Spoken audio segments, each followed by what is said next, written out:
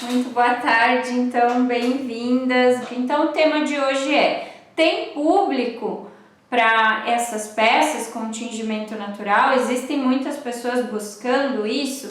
E aí, essa questão do tingimento natural ser uma possível ferramenta para produtos e peças mais ecológicas é o grande X da questão. Porque não tem assim um público gigantesco buscando por essa especificidade. Eu quero peças com tingimento natural. Por quê? A maioria das pessoas nem sabe que isso existe, então não tem como alguém estar buscando algo que nem sabe que existe. As pessoas não se questionam como as roupas eram coloridas há 200, 300 anos atrás.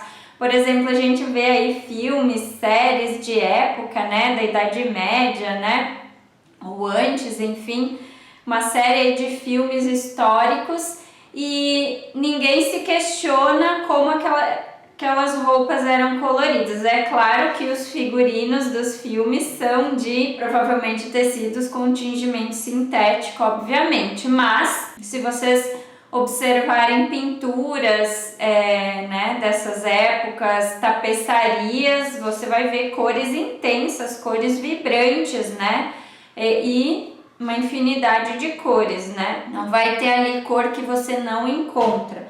Como eu mencionei um pouquinho ontem, sim, algumas cores eram elitizadas, muitas cores eram raras, então só a nobreza, a realeza que tinha acesso, como eu mencionei a respeito do roxo real.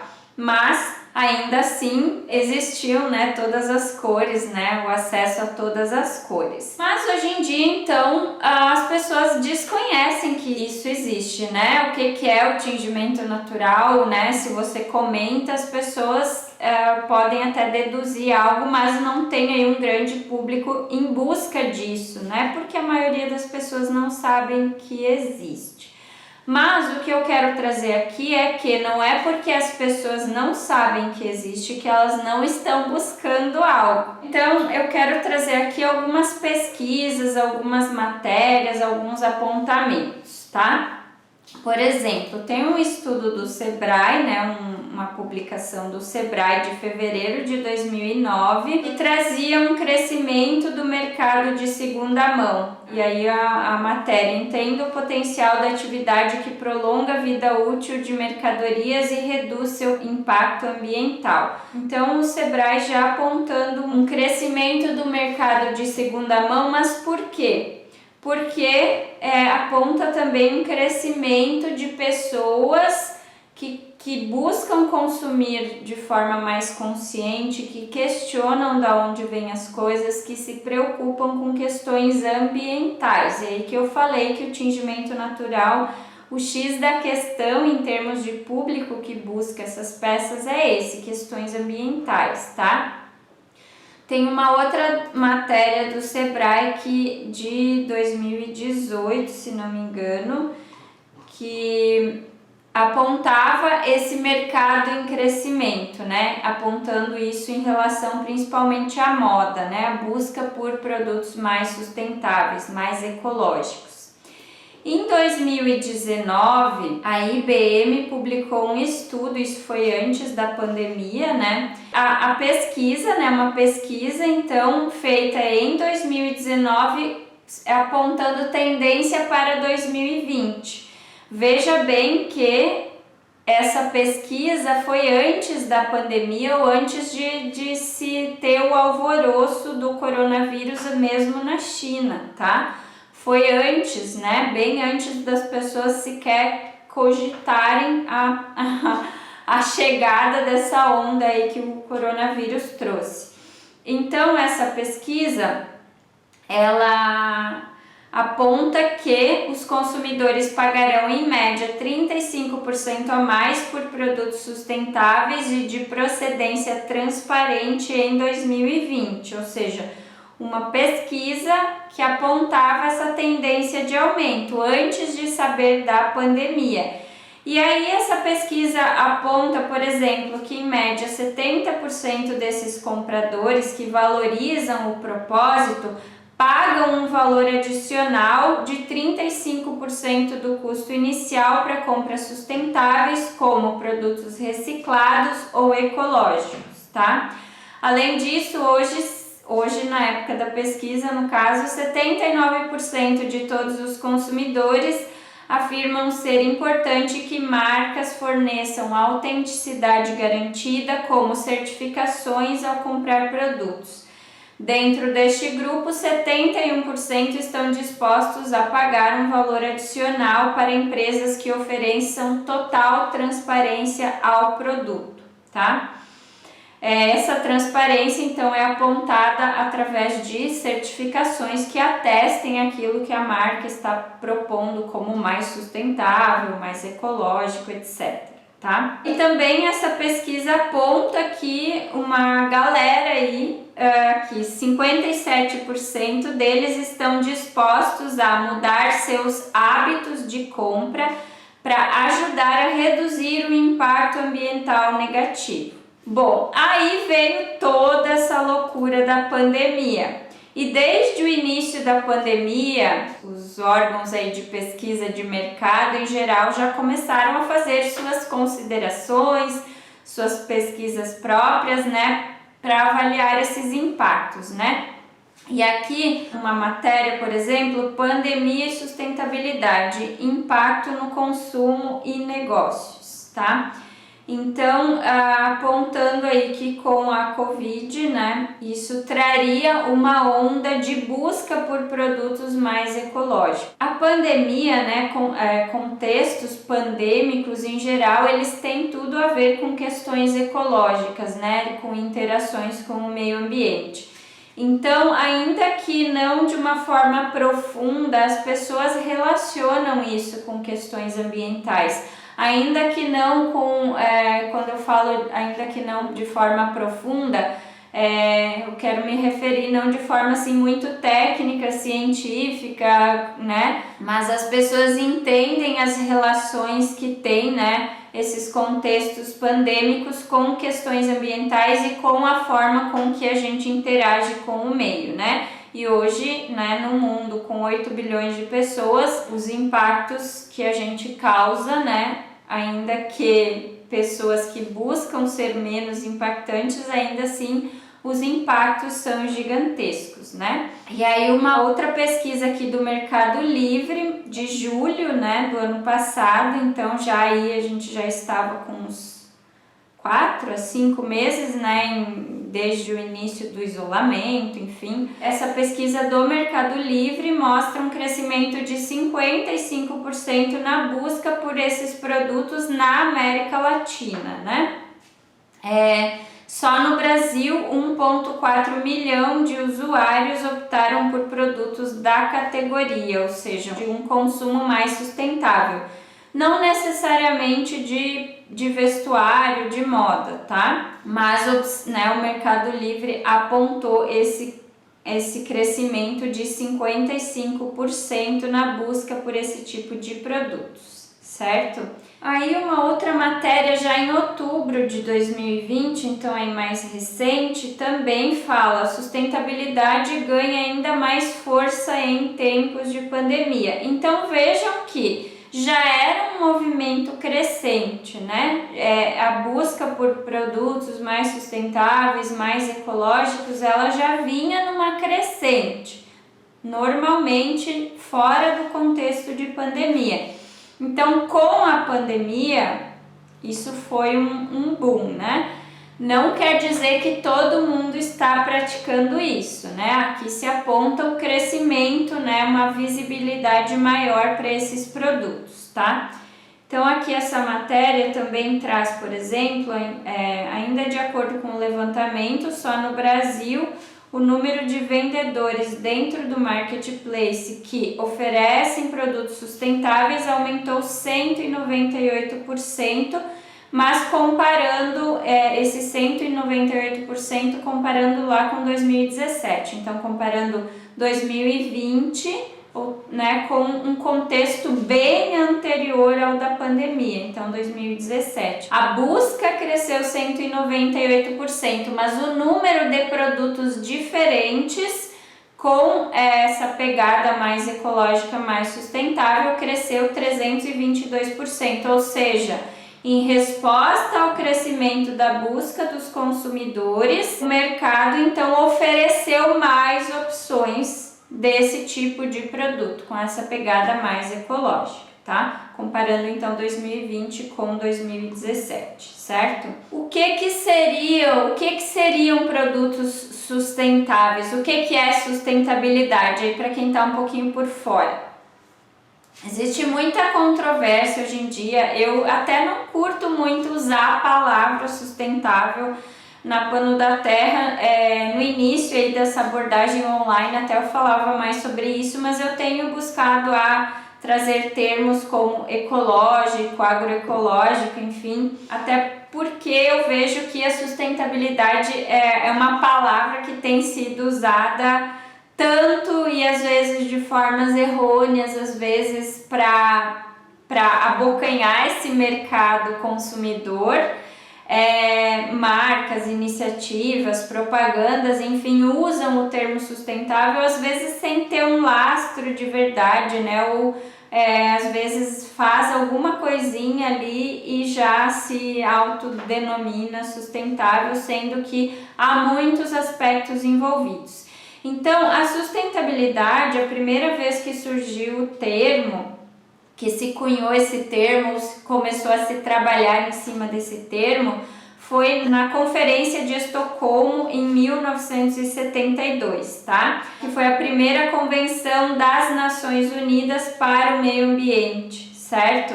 E ali então que se começou a falar de sustentabilidade, a usar esse termo sustentabilidade. E aí, o que envolve esse conceito?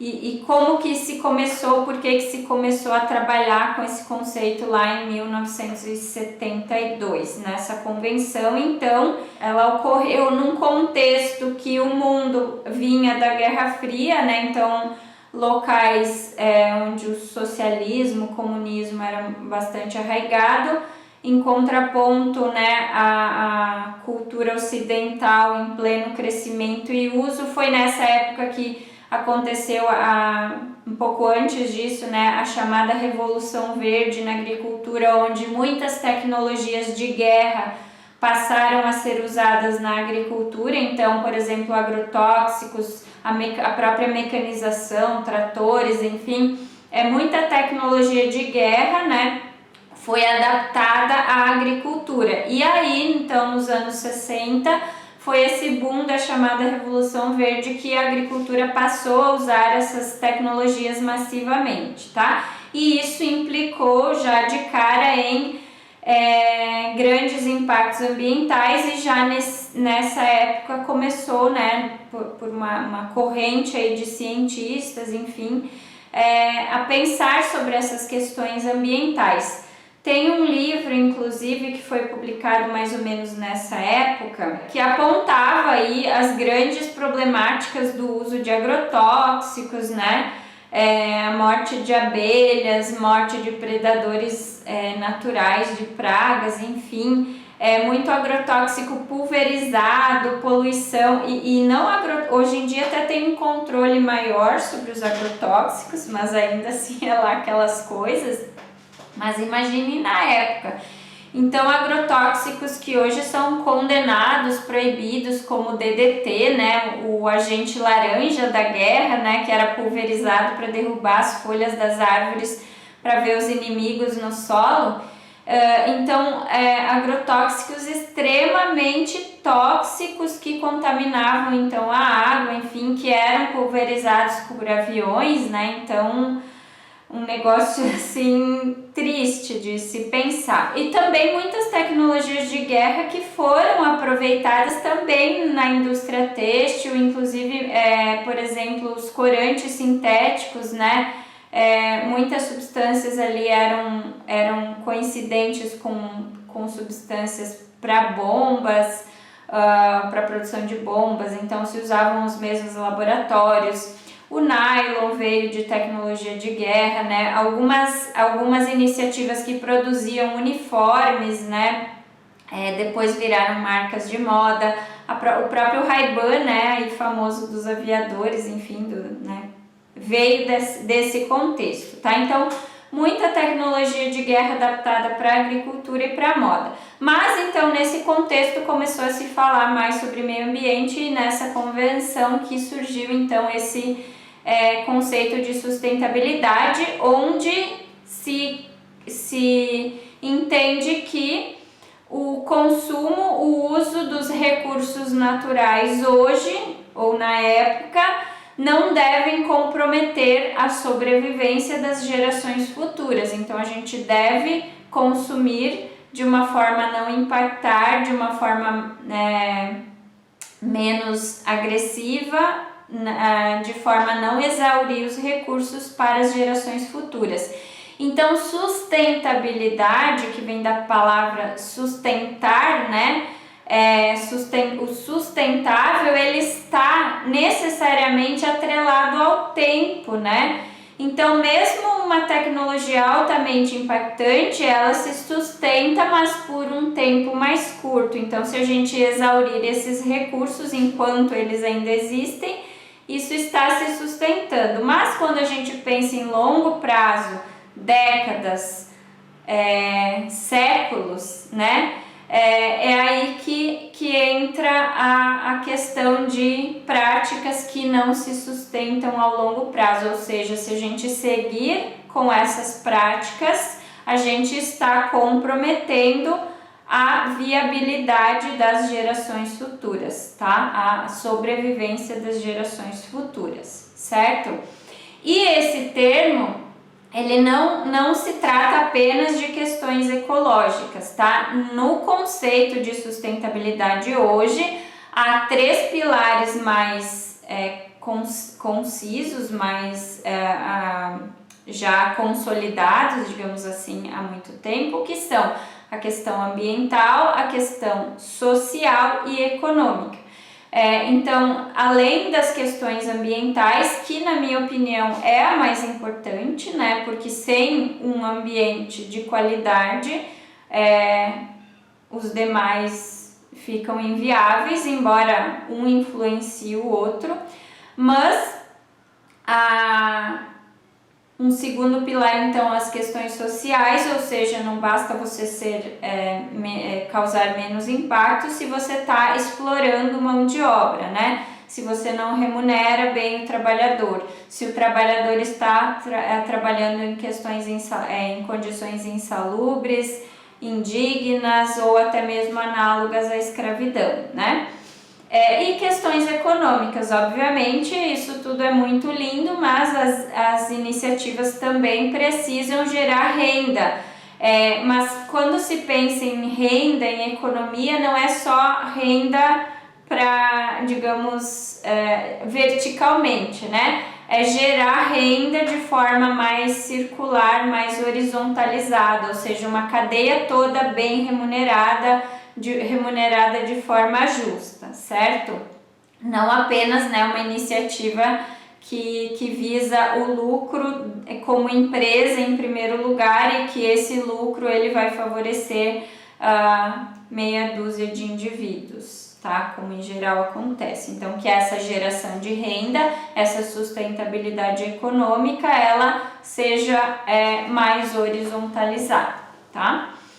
Então, esse é o conceito de sustentabilidade e por isso que eu falei, né? Não é qualquer coisinha que uma empresa faz que que ela pode sair por aí se autodenominando sustentável. E aí eu reforço muito as questões ambientais, ecológicas, né? E trazendo então isso para o nosso contexto de tingimento natural, que é o que interessa aqui, o tema da live é aqui, tingimento natural, peças com tingimento natural tem público consumidor, e aí eu falei, não tem assim um público, né, de pessoas buscando exatamente isso, mas é crescente a busca por produtos mais ecológicos. E o tingimento natural, ele é uma ferramenta interessante para se obter esses produtos pensando em produtos têxteis, seja de design, casa, né, decoração ou de vestuário, tá? O importante é que seja têxtil, né? Falando aqui em produtos têxteis. E então esse público sim é grande, é crescente já há alguns anos.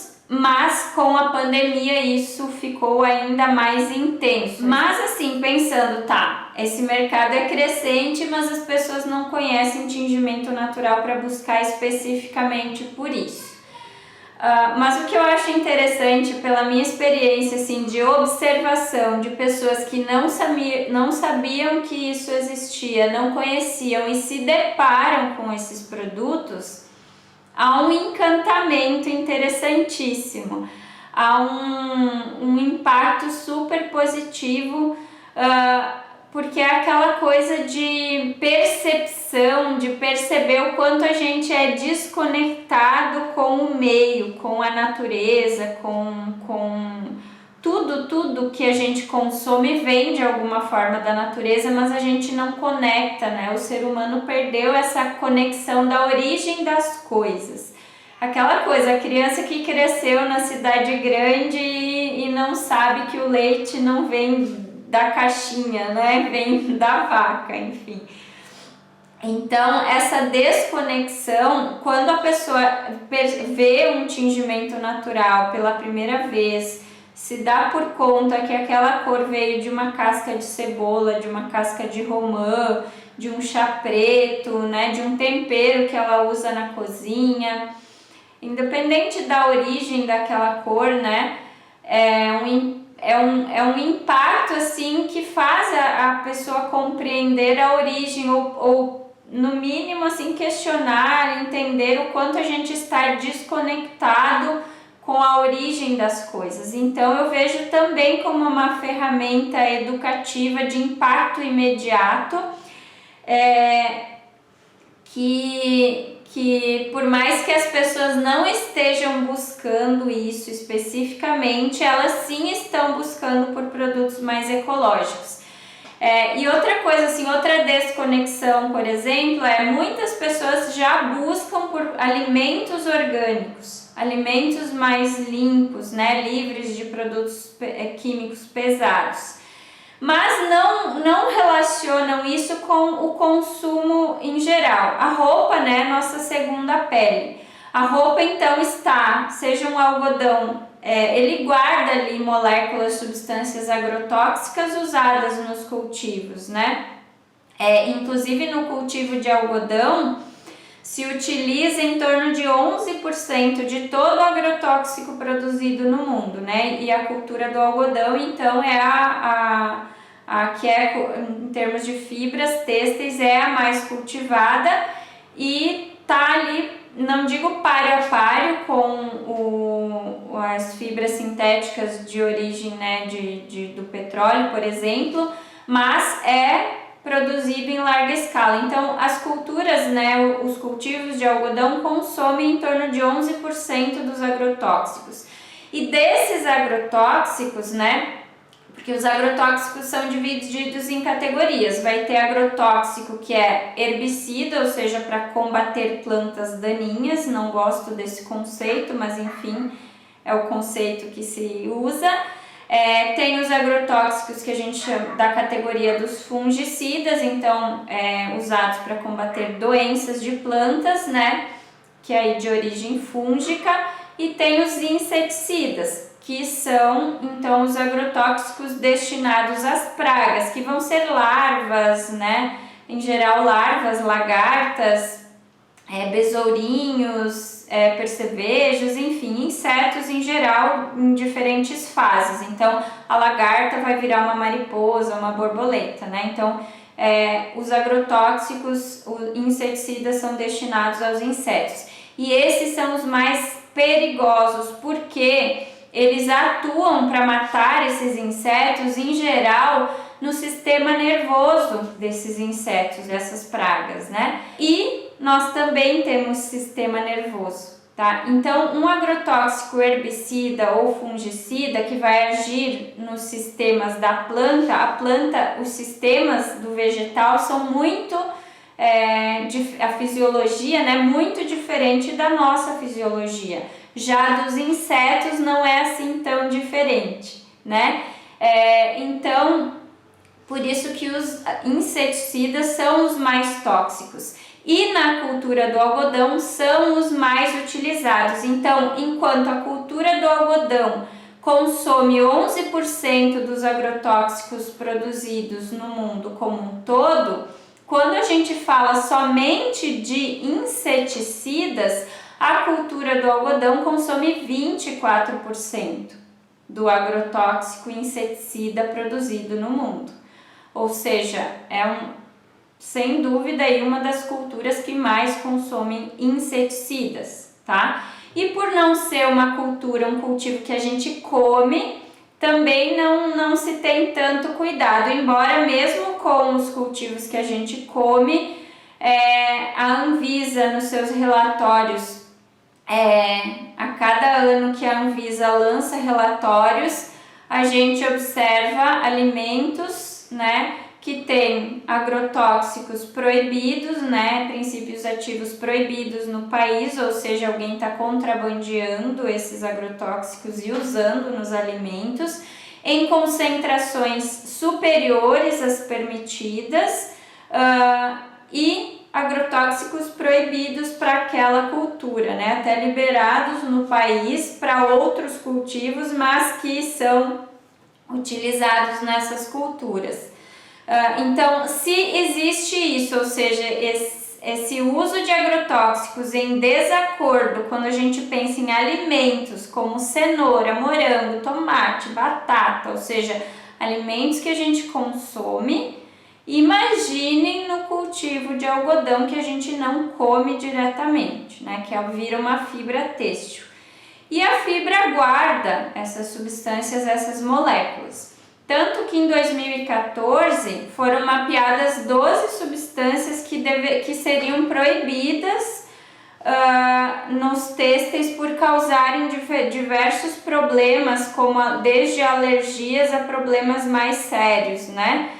Envolvidos aí em substâncias encontradas nos tecidos que provêm desde o cultivo agrícola, ou seja, agrotóxicos, até aí substâncias usadas no beneficiamento têxtil, sobretudo no tingimento têxtil químico sintético, tá? Então, 12 substâncias que seriam proibidas porque no tecido causam problemas alérgicos, respiratórios, enfim, alguns até mais graves. As pessoas, então, que já buscam por produtos mais sustentáveis, hoje ainda estão muito focadas nos alimentos e esquecem que a roupa, que é a nossa segunda pele, que está o tempo inteiro em contato, e a nossa pele como o maior órgão do corpo, né, que absorve substâncias, enfim, a gente também pode estar sendo intoxicado pela própria roupa, né? Então, essa crescente ainda vai seguir, né? Então, quando as pessoas tiverem esse olhar para além do alimento, né, e para as demais substâncias, hoje também a cosmética já está nessa linha de frente logo em seguida da alimentação, então as pessoas já observando mais o que consomem em termos de cosmética, né? Sobretudo mulheres, né, que têm um uso mais intenso da cosmética, desde maquiagem, as cores do batom, do blush, né? Se a gente fala, mesmo corantes alimentícios, esses industriais são em geral cancerígenos, né? E a maquiagem, né, que a gente usa, o que tem ali, essas cores, né, não são tóxicas, enfim.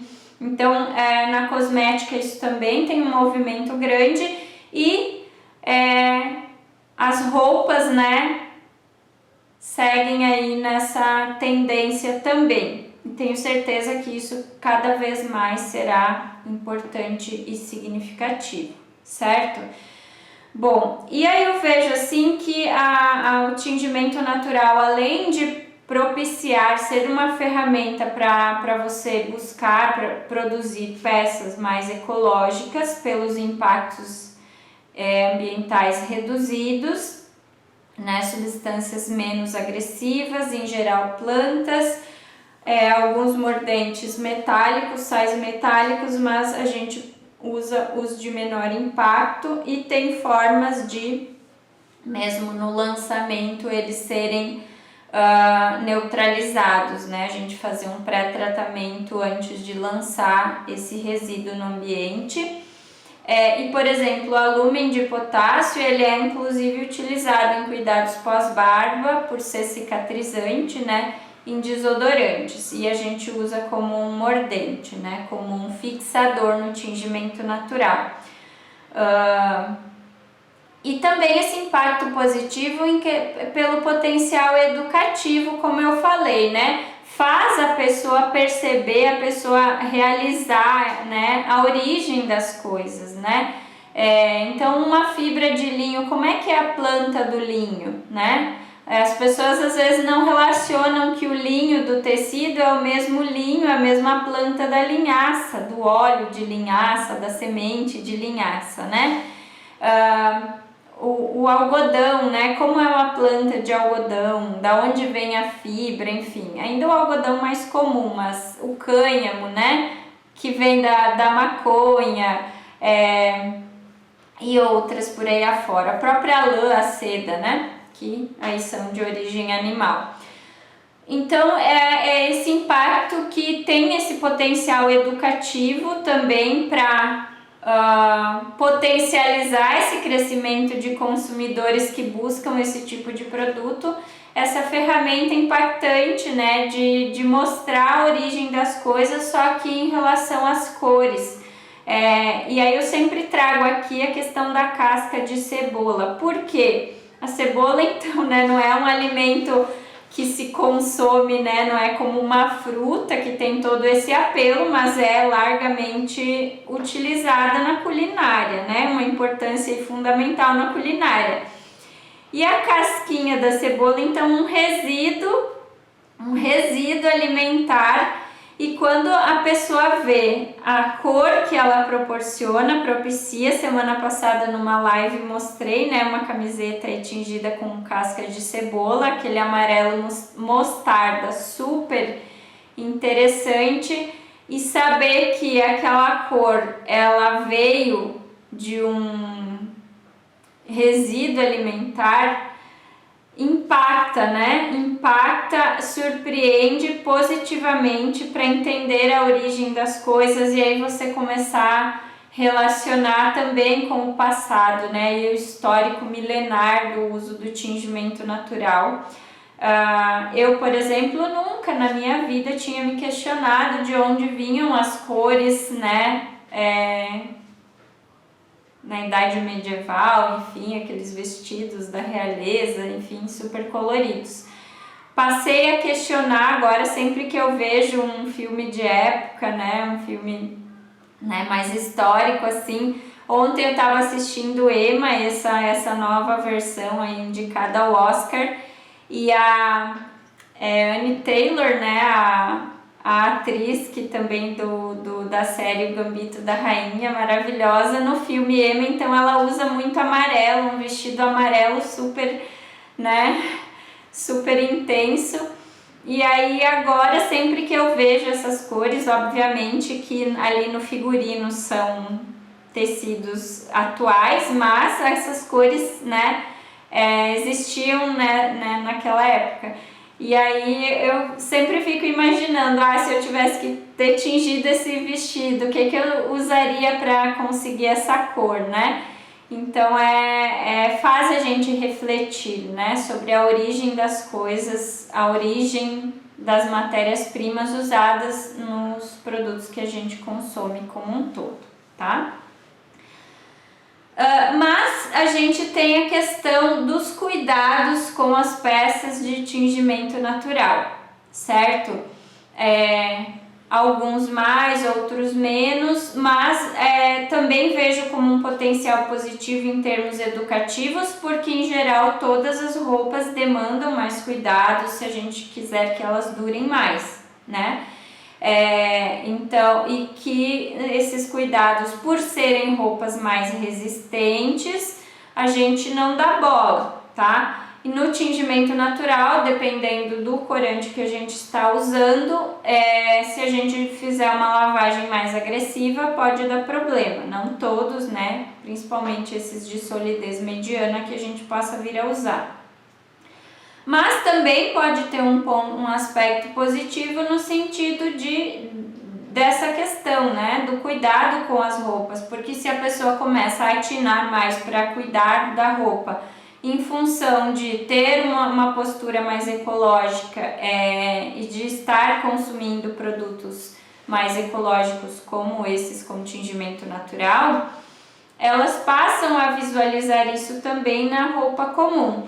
E aí, voltando lá à pesquisa da IBM que eu falei, lembra, ó, 57% dos consumidores estão dispostos a mudar seus hábitos de compra para ajudar a reduzir um impacto ambiental negativo. Então, essa disponibilidade de mudar hábitos pode não ser não apenas em relação ao hábito de compra, né? Mas também a como, né, a gente trata o que a gente tem, né? Se a gente comprar menos e cuidar melhor, fazer durar mais, independente de ser um tingimento natural, um tingimento sintético, né, já é mudar o hábito, né? Já é com certeza uma grande mudança de hábito, certo?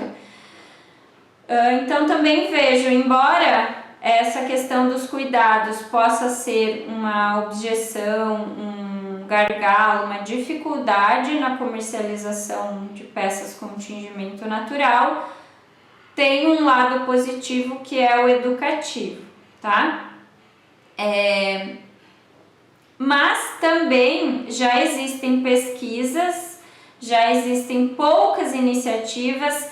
Na semana passada, lembra que eu comentei numa das lives que as técnicas, né, o tingimento natural era amplamente praticado até a Revolução Industrial. Com a Revolução Industrial, com os tingimentos sintéticos, essas técnicas foram sendo deixadas de lado, sobreviveram em comunidades e povos tradicionais que seguiram praticando. Então, o conhecimento seguiu, né?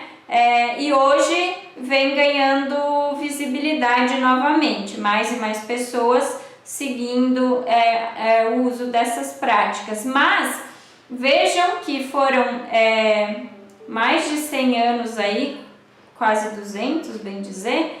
A Revolução Industrial dá para dizer que começou em meados do século XIX, né? Então, daqui a pouquinho está fazendo 200 anos. Nesse tempo todo, toda a tecnologia, ela buscou desenvolver justamente então os corantes sintéticos, as formas químicas de colorir tecidos. Isso, como eu falei também semana passada, democratizou as cores, né? A gente não fica mais aquela historinha do roxo real que eu falei semana passada. Democratizou as cores, mas focou nisso, no sintético, no químico, sem levar em consideração impactos ambientais. Então, hoje que se está retomando muito modestamente as iniciativas de pesquisa nessa linha, tanto para fibras quanto para os corantes. Então, com a ideia de usar corantes, aqui a gente fala muito do processo artesanal, né? Mais roots mesmo, ou seja, pegou a planta, faz uma extração, que geralmente é um chá dessa planta, e aplica no tecido. Então, segue uma técnica para que essa cor fique e dure, tá? Mas, o que eu tô falando aqui de pesquisa é de trabalhar essas moléculas para torná-las mais sólidas, tá? Para torná-las mais duráveis no tecido e superar muito dessa problemática que pode ter alguns corantes, né? Então, se a clorofila naturalmente num tingimento mais artesanal, mais roots, que eu falei, ela não é sólida, você trabalhando essa molécula, fazendo uma alteração química nessa molécula, ela passa a ser mais sólida, ou seja, ela passa a ser mais estável numa faixa maior de pH, numa intensidade de luz mais forte, e também resistir melhor à temperatura, né? Porque a alta temperatura, rapidamente essa clorofila é degradada e perde essa cor verde. Então isso já existe, e inclusive alguns tingimentos naturais que já são praticados com corantes trabalhados dessa forma. Então, que a gente pode chamar de corantes híbridos, né? Corantes naturais que podem ser quimicamente modificados, corantes naturais associados a corantes químicos sintéticos ou corantes naturais associados a outras substâncias químicas, tá? Não que isso vá ser uma perfeição em termos de reduzir impactos ambientais, mas certamente muito menos impactante que o tingimento hoje praticado totalmente sintético, tá?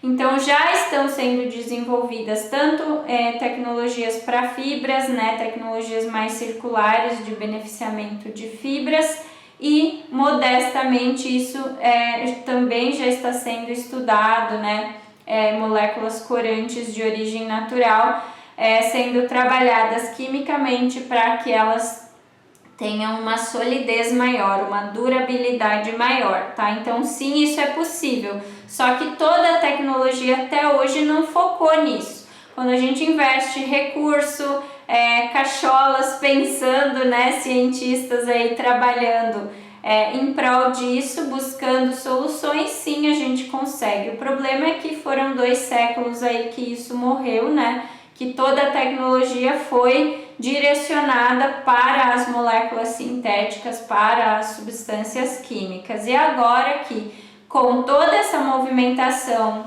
que se tem para questões de sustentabilidade, para questões de preservação ambiental, redução de impacto ambiental, então obviamente que isso também se volta para esse meio, tá?